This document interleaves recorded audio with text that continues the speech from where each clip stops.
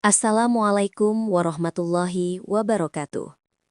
Sebelum kisah ini dimulai, mari sejenak kita kirimkan sholawat kepada baginda Nabi Muhammad SAW. Semoga kisah ini menjadi pengingat dan pelajaran bagi siapapun yang mendengarkannya. Pernahkah sebuah utang diwariskan bersama duka? Pernahkah kemiskinan memaksa seseorang memilih antara kehormatan dan keselamatan? Dan benarkah kisah ini benar-benar terjadi di sebuah desa yang sunyi dan nyaris dilupakan orang? Kisah ini penting untuk didengarkan, karena di dalamnya ada tentang keteguhan seorang ibu, ketakutan seorang anak, dan ujian yang datang ketika manusia merasa tak punya siapa-siapa selain Allah. Sebelum ceritanya dimulai, silakan sapa aku di kolom komentar dari daerah mana saja teman-teman yang menonton cerita ini. Jangan lupa like dan subscribe, agar kita bisa lebih dekat seperti sahabat yang saling mendengarkan. Hujan turun tanpa jeda malam itu. Angin menggoyang dinding rumah kayu yang sudah tua, berdiri sendiri di pinggir desa. Lampu minyak di ruang tengah berkedip kecil, menerangi wajah Utami yang duduk diam di atas tikar lusuh. Usianya 40 tahun, tapi garis di wajahnya jauh lebih tua dari umurnya. Matanya menatap satu titik, sebuah foto usang di dinding. Foto suaminya yang telah meninggal. Utami menarik napas panjang. Suaminya pergi bukan karena takdir semata, tapi karena tak ada uang untuk berobat. Sejak hari itu, hidupnya tinggal satu tujuan, menjaga Kamila, anak gadisnya yang baru berusia 20 tahun. Dari balik tirai kamar, Kamila melangkah keluar membawa 2 cangkir teh hangat. Suaranya lembut saat berkata, "Ibu, minumlah dulu, nanti dingin." Utami hanya mengangguk kecil, mencoba tersenyum, namun tangannya bergetar saat menerima cangkir itu. Belum sempat teh disentuh, terdengar ketukan keras di pintu. Bukan ketukan orang bertamu, tapi seperti ketukan orang yang merasa berhak. Tok, tok, tok. Utami terdiam. Kamila menoleh dengan perasaan tak enak yang tiba-tiba muncul. Utami bangkit perlahan dan membuka pintu. Di hadapannya berdiri seorang lelaki tua dengan tubuh membungkuk dan tongkat kayu di tangan kanan. Matanya cekung, wajahnya penuh keriput, namun sorotnya tajam menusuk. Dialah Mbah Jarwo, lelaki yang namanya jarang disebut tapi selalu diingat dengan rasa takut. Tanpa salam, tanpa senyum, ia berkata pelan namun berat, "Utami, aku datang menagih utang almarhum suamimu." Utami merasa lututnya lemas. Kamila yang berdiri di belakang ibunya merasakan hawa dingin menjalar di punggungnya, seolah hujan di luar ikut masuk ke dalam rumah. Malam itu, sebuah ketukan menjadi awal dari ujian yang akan mengubah hidup mereka selamanya. Mbah Jarwo melangkah masuk ke dalam rumah tanpa menunggu dipersilahkan. Ujung tongkat kayunya mengetuk lantai tanah yang lembab, menimbulkan bunyi pelan namun menekan. Udara di dalam rumah terasa semakin sempit. Utami menutup pintu perlahan, lalu berdiri dengan tangan saling menggenggam, seakan takut tubuhnya roboh jika dilepaskan. Utami menunduk, suaranya gemetar saat berkata, "Mbah, suami saya sudah meninggal. Saya hidup berdua dengan anak saya. Tidak ada harta yang tersisa. Semua sudah habis untuk berobat dan pemakaman." Mbah Jarwo tersenyum tipis, senyum yang tidak pernah sampai ke matanya. Ia duduk di bangku kayu tua, lalu berkata, "Aku tidak peduli dia hidup atau mati. Utang tetap utang. 30 juta. Sudah 3 tahun aku menunggu." Kamila terkejut. Angka itu terdengar seperti vonis. Ia menatap ibunya, lalu memberanikan diri berkata, "Mbah, ayah saya memang berutang, tapi ibu sudah membayar sedikit demi sedikit dari hasil mencuci dan bekerja di ladang orang." Mbah Jarwo tertawa pelan. "Bayaran itu hanya untuk bunga, Nak. Pokoknya belum tersentuh." Utami langsung berlutut di depan lelaki tua itu. Tangisnya pecah. "Ampuni saya, Mbah. Beri saya waktu. Saya akan bekerja apa saja. Menjadi buruh, mencuci, apapun." Tongkat Mbah Jarwo berhenti bergerak. Ia memandangi Utami lama sekali. Lalu pandangannya bergeser ke arah Kamila. Matanya menyapu tubuh gadis itu dari ujung kepala hingga kaki. Kamila spontan mundur satu langkah, dadanya berdegup keras. Setelah hening yang panjang, Mbah Jarwo berkata dengan suara datar, "Kalau begitu, ada cara lain." Utami mengangkat wajahnya. "Cara apa, Mbah?" Mbah Jarwo berdiri perlahan, tongkatnya menghantam lantai satu kali. "Anakmu, Kamila. Jika dia menikah denganku, utang itu kuanggap lunas. Dunia seakan runtuh seketika." Kamila menjerit. "Tidak, itu tidak mungkin. Saya tidak mau." Utami menangis sambil memeluk kaki Mbah Jarwo. "Jangan, Mbah, jangan libatkan anak saya. Biarlah saya yang menanggung semuanya." Mbah Jarwo menarik kakinya. "Kau punya 7 hari. Pikirkan baik-baik. Jika kau menolak, rumah ini akan kuambil. Sawah kecil di belakang pun akan kujual." Ia melangkah keluar tanpa menoleh. Pintu tertutup pelan, tapi suara hujan di luar terasa jauh lebih keras dari sebelumnya. Kamila jatuh terduduk di lantai. Tubuhnya gemetar. "Ibu, kita harus bagaimana?" Utami memeluk anaknya erat. Air matanya jatuh ke rambut Kamila. Dalam pelukan itu, Utami sadar, utang suaminya belum mati. Ia hanya menunggu waktu untuk mengambil segalanya. Malam itu, mereka tidak tidur. Dan 7 hari yang diberikan Mbah Jarwo terasa seperti hitungan menuju kehancuran. Sejak malam itu, rumah kecil Utami terasa berbeda. Setiap sudutnya seperti menyimpan ketakutan. Setiap suara angin membuat Kamila terkejut. Siang hari terasa panjang, malam terasa menyesakan. Hari pertama, Utami mencoba kembali ke ladang orang. Tangannya yang kasar mencabut rumput liar di bawah terik matahari. Upahnya hanya cukup untuk membeli beras dan minyak. Saat menerima uang itu, Utami menatap lembaran lusuh di tangannya, menyadari jumlah itu tak berarti apa-apa dibanding utang puluhan juta. Hari kedua, Kamila ikut membantu mencuci pakaian tetangga. Air sungai dingin menusuk kulit. Setiap helai pakaian yang diperas seperti memeras harapan di dadanya. Dalam hati, Kamila mulai berpikir tentang kata-kata yang tak sanggup ia ucapkan pada ibunya. Hari ketiga, bisik-bisik mulai terdengar di desa. Ada yang kasihan, ada yang mencibir, ada pula yang berkata pelan, lebih baik anaknya saja yang menikah daripada hidup di jalan. Kalimat itu menusuk lebih dalam daripada hujan malam. Hari keempat, Kamila mengurung diri di kamar. Ia menatap cermin kecil yang retak. Wajah muda yang seharusnya penuh mimpi kini dipenuhi ketakutan. Ia berbisik pada bayangannya sendiri. Mungkin ini memang jalan satu-satunya. Hari kelima, Utami jatuh sakit.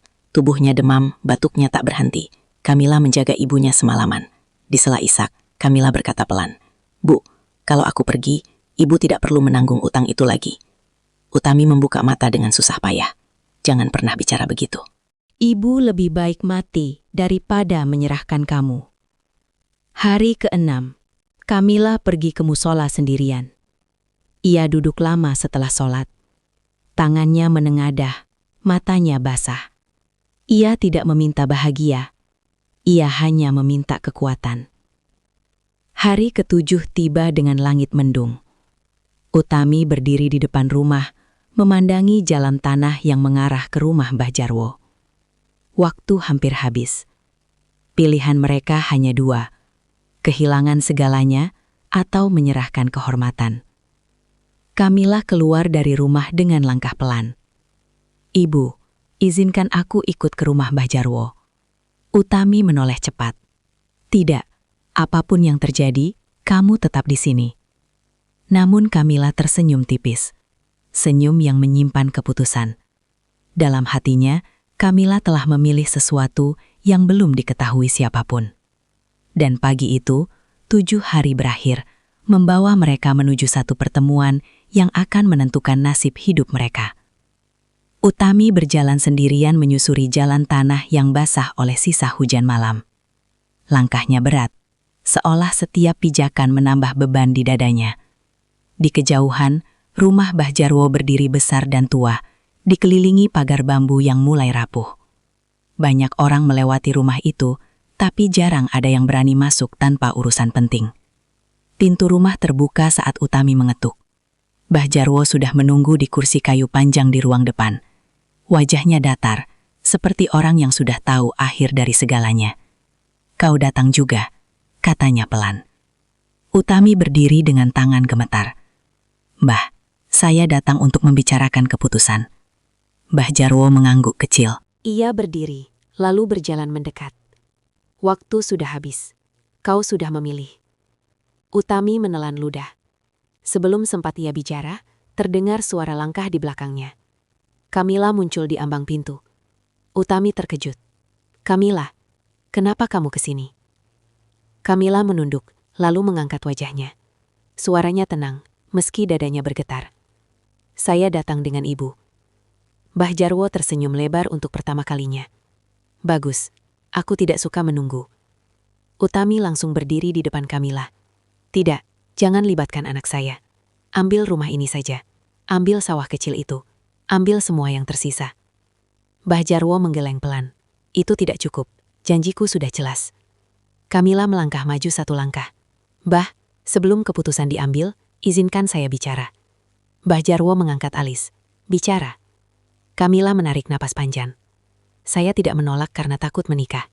Saya menolak karena ini bukan jalan yang benar. Ayah saya berutang, bukan saya. Ibu saya sudah menderita terlalu lama." Mbah Jarwo tertawa kecil. "Jalan benar tidak mengenyangkan perut, nak." Kamila terdiam. Ia menoleh ke ibunya, lalu kembali menatap lelaki tua itu. "Jika memang tidak ada jalan lain, beri kami waktu 1 hari lagi." Utami terkejut. "Kamila."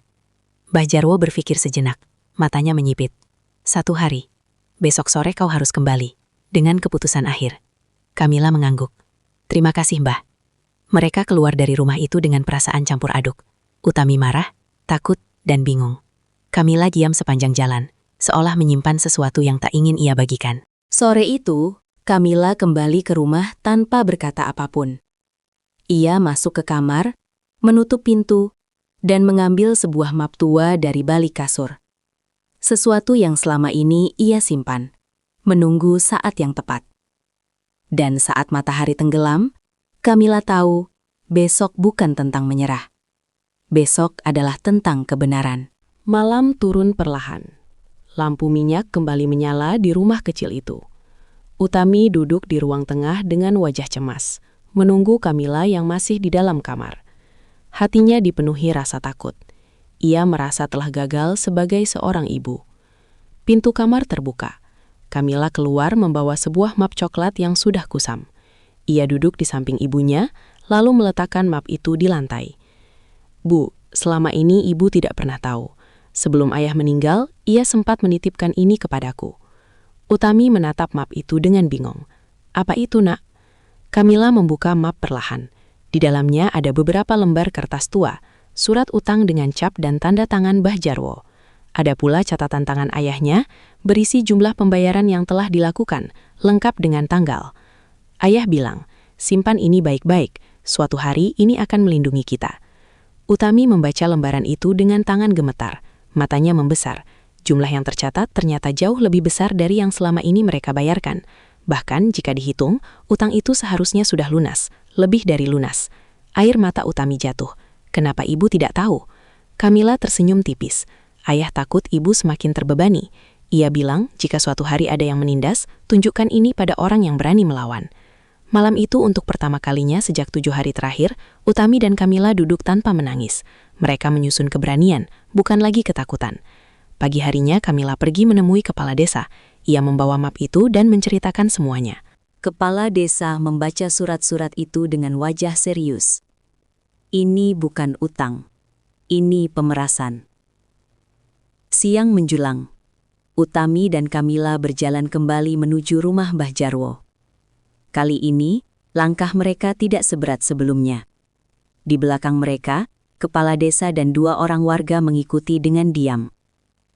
Langit cerah. Tapi, dada Utami berdebar kencang. Ia tahu, sore ini akan menjadi penentuan. Bukan hanya tentang utang, tapi tentang harga diri. Saat mereka tiba di depan rumah tua itu, pintu terbuka perlahan. Mbah Jarwo berdiri di ambang pintu, menunggu, dengan keyakinan bahwa hari ini semuanya akan berakhir sesuai kehendaknya. Ia tidak tahu bahwa surat yang selama ini terlupakan akan menjadi akhir dari keserakahannya. Mbah Jarwo duduk di kursi kayu panjang dengan sikap santai. Matanya menatap Utami dan Kamila yang berdiri di hadapannya. Ia tersenyum kecil. Jadi, keputusan sudah diambil. Utami tidak langsung menjawab. Ia melangkah maju satu langkah, lalu meletakkan map coklat itu di atas meja. Suaranya bergetar, tapi jelas. Sebelum ada keputusan, kami ingin menunjukkan sesuatu. Mbah Jarwo melirik map itu sekilas. Apalagi ini? Kamila membuka map tersebut dan mengeluarkan lembar demi lembar surat. Ini surat utang ayah saya. Tanda tangan ini milik Mbah sendiri. Mbah Jarwo tertawa pendek. Aku tahu itu. Kamila melanjutkan. Di sini tercatat semua pembayaran. Jumlahnya lebih dari pokok utang. Bahkan bunganya sudah terbayar. Wajah Mbah Jarwo berembah. Senyumnya memudar. Itu bohong. Kepala desa melangkah maju. Saya sudah memeriksa surat ini. Cap dan tanda tangannya asli. Dan catatan pembayaran ini benar. Mbah Jarwo berdiri tiba-tiba. Tongkatnya jatuh ke lantai. Kalian mau menjebakku? Kepala desa menggeleng. Tidak, kami hanya menghentikan ketidakadilan. Warga yang ikut berdiri di belakang mulai berbisik. Beberapa mengangguk setuju. Udara di ruangan itu berubah. Tekanan kini berbalik arah. Utami menatap Mbah Jarwo dengan mata basah. Selama ini kami hidup dalam ketakutan. Padahal utang itu sudah lunas. Kenapa Mbah masih menindas kami? Mbah Jarwo terdiam. Dadanya naik turun. Untuk pertama kalinya, ia kehilangan kata-kata. Kepala desa berkata tegas. Mulai hari ini, tidak ada lagi tuntutan. Jika masih ada ancaman, kami akan laporkan ke pihak berwenang. Mbah Jarwo duduk kembali dengan lemas. Tubuhnya terlihat jauh lebih tua dari usianya. Ia tidak membantah. Ia tahu kekuasaannya runtuh di hadapan kebenaran. Kamila menggenggam tangan ibunya. Mereka tidak tersenyum, tapi napas mereka terasa lebih lega. Sore itu rumah Mbah Jarwo tidak lagi menjadi tempat yang menakutkan. Ia hanya menjadi saksi bahwa keserakahan bisa kalah oleh keberanian dan bukti. Dan bagi Utami dan Kamila, sore itu bukan akhir, tapi awal dari hidup tanpa belenggu utang dan ancaman.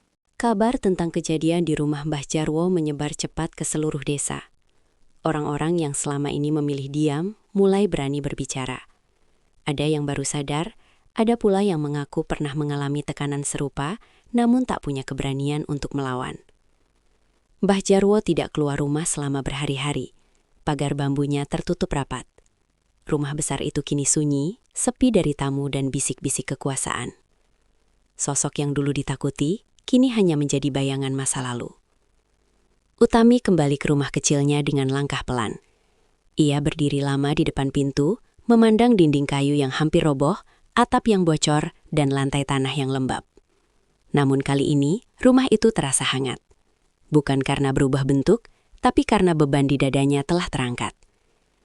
Kamila membersihkan rumah sore itu. Ia menyapu lantai, menata kembali barang-barang lama. Setiap gerakan terasa ringan. Wajahnya tidak lagi pucat oleh ketakutan, meski jejak luka masih tersisa di matanya. "Bu," kata Kamila pelan, "kita tidak kaya, tapi sekarang kita bebas." Utami tersenyum kecil. Air matanya jatuh tanpa suara. "Ibu tidak pernah meminta hidup mewah. Ibu hanya ingin kamu aman." Beberapa hari kemudian, kepala desa datang berkunjung. Ia duduk di ruang tengah dan berkata, "Kami akan membantu memperbaiki rumah ini sedikit demi sedikit. Dan tentang Mbah Jarwo, ia sudah diminta menandatangani pernyataan agar tidak lagi menagih siapapun dengan cara seperti itu." Utami menunduk hormat. "Terima kasih. Kami tidak ingin balas dendam. Kami hanya ingin hidup tenang." Malam itu, Utami dan Kamila duduk di beranda. Langit cerah, bintang terlihat jelas. Kamila bersandar di bahu ibunya. Untuk pertama kalinya sejak ayahnya meninggal, ia merasa masa depan tidak lagi menakutkan. Di ujung desa, rumah tua Mbah Jarwo tetap berdiri. Tapi kekuasaannya telah runtuh. Ia harus menerima satu kenyataan pahit, bahwa ketamakan yang dipelihara selama puluhan tahun akhirnya menuntut harga. Dan harga itu bukan harta, melainkan kehormatan yang hilang di mata semua orang. Pagi datang dengan cahaya lembut yang menembus celah dinding kayu rumah Utami. Suara ayam berkokok terdengar lebih dekat dari biasanya. Utami bangun lebih awal, duduk sejenak, lalu menarik napas panjang. Tidak ada ketukan keras, tidak ada bayangan ancaman, hanya sunyi yang menenangkan.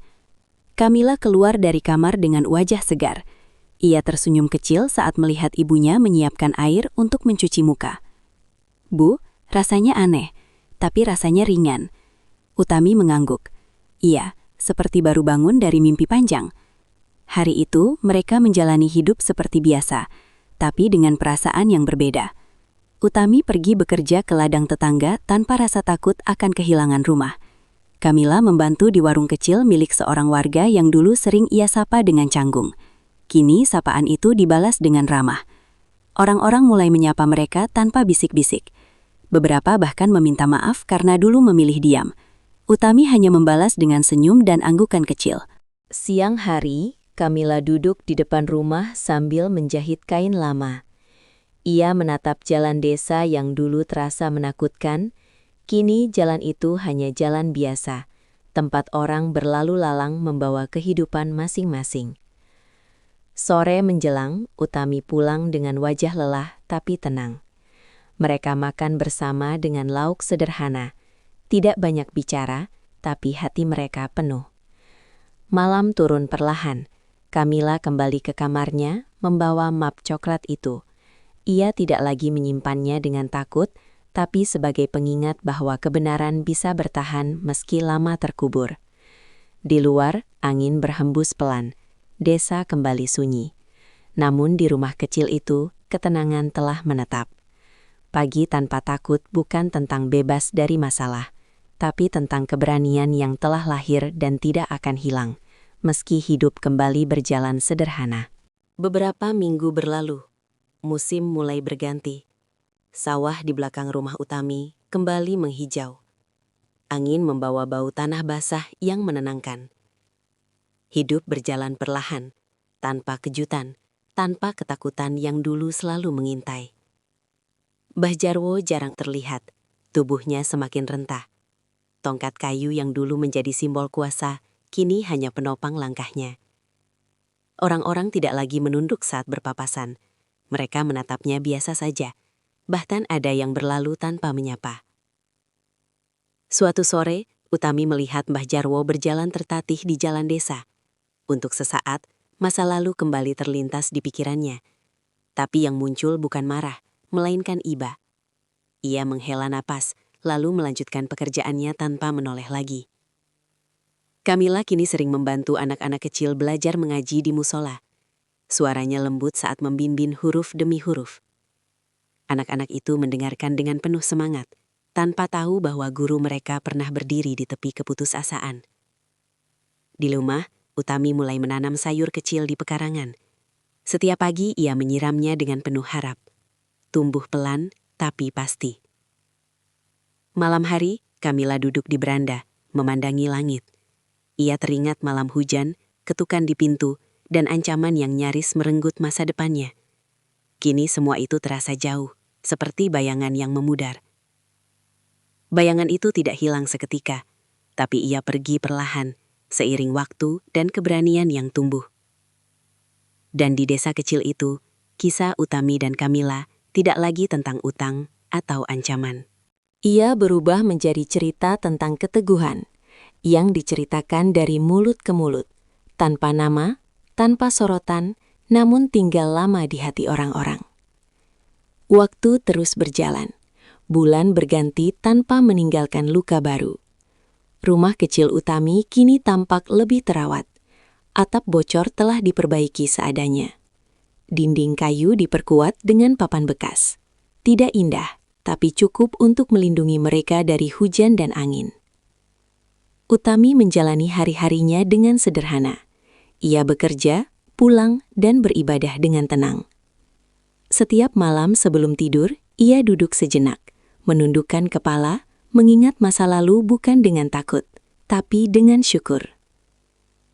Kamila tumbuh menjadi pribadi yang lebih dewasa. Ia tidak lagi tergesa mengejar mimpi, tapi melangkah dengan hati-hati. Di wajahnya masih ada bekas bayangan masa lalu, namun matanya kini jernih dan mantap. Suatu malam, angin bertiup pelan. Suara dedaunan terdengar seperti bisikan halus. Utami dan Kamila duduk berdampingan di ruang tengah. Tidak banyak kata. Mereka tidak perlu saling menguatkan dengan suara, karena ketenangan sudah cukup bicara. Di ujung desa, rumah tua Mbah Jarwo berdiri senyap. Lampunya jarang menyala. Tidak ada lagi ketukan, tidak ada lagi tuntutan. Hanya waktu yang terus berjalan, membawa semua pada tempatnya masing-masing. Senyap bukanlah kekosongan. Senyap adalah penjaga, yang datang setelah badai berlalu. Ia menjaga luka agar tidak terbuka kembali, dan memberi ruang bagi hidup untuk bernafas tanpa rasa takut. Di rumah kecil itu, Senyap menjadi teman. Menjaga mereka yang pernah hampir kehilangan segalanya, agar tetap berdiri, perlahan, namun utuh.